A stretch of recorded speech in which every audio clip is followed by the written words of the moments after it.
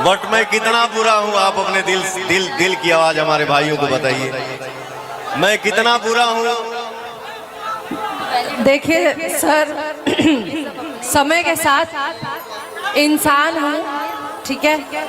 बहुत उम्र नहीं है, ना इस इंडस्ट्री का बहुत तजुर्बा है, ना बाहरी लोगों का बहुत तजुर्बा है। पावर स्टार पवन सिंह यूं नहीं कहा जाता है दोस्तों, क्योंकि पावर स्टार पवन सिंह बदला नहीं लिए आखिर में, क्योंकि आप लोगों को पता है खेसारी लाल यादव का अगर फैन है तो वीडियो नहीं देखें, क्योंकि खेसारी लाल यादव के सपोर्टर के किस तरह से पवन सिंह ने रिलाई किया है, गंदे तरीके से रिलाई किया है, क्या ही बोल सकते। पवन सिंह ने रेला है तो वो अच्छा लगा, क्योंकि दिल से फीलिंग आ रहा है। मैं बताऊं क्या मुझे फील आ रहा है,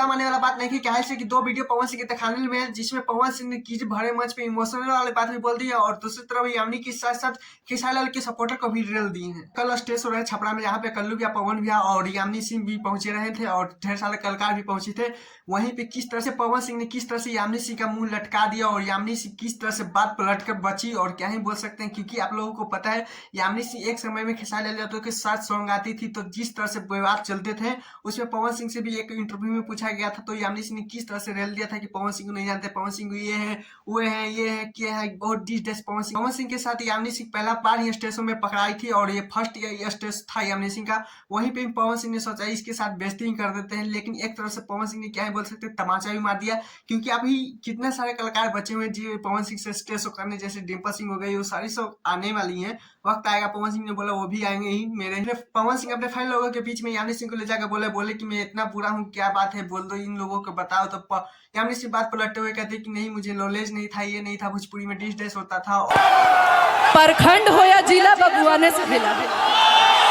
पवन सिंह के बबुआने वाले सॉन्ग को तरफ पवन सिंह को मोड़ दिया, और जिस तरह से पवन सिंह फिर अपना मगन में हो गए। तो ये सर ये है दोस्तों, क्योंकि पवन सिंह जब धनबाद में स्टेज शो कर रहे थे, वहां पे बोले थे पवनवार रहे चाहे ना रहे पे, लेकिन आप लोगों के लिए पवन सिंह बहुत अच्छा सॉन्ग, सैड सॉन्ग भी बहुत तरह से छोड़ दिए कि अगर मैं नहीं भी रहूं तो आप लोग याद करिएगा मुझे। आवाज के शोर पे सिंह का चेहरा यानी कल्लू भैया का बुरा लग गया था बात, जो पहले मंच पे आज गा रहे थे छपरा में, हमारा रहते बोले भैया कौना बात के चिंता बा।